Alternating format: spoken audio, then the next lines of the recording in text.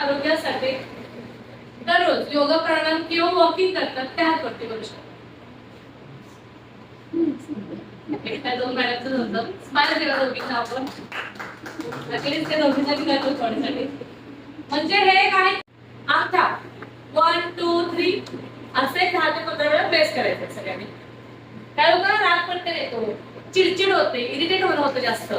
त्यासाठी खूप हेल्पफुल आहे. त्याच्यात स्ट्रेस कमी होतो, स्ट्रेस लेवल, कारण हा ब्रेनचा पॉइंट आहे. यानंतर ज्याला सर्वायकल स्पॉन्डिलायटिसचा खूप जास्त प्रॉब्लेम आहे, काही लोकांना हाताला मुंग्या येतात, त्या लोकांना माऱ्यात थोडासा गॅप जाणवतो, वर्टिगो, चक्कर येतात त्या लोकांना, किंवा अंधार डोळ्यांचा पण नेकचा प्रॉब्लेम होतो. तर मानेसाठी एक्झॅक्ट हा पॉइंट.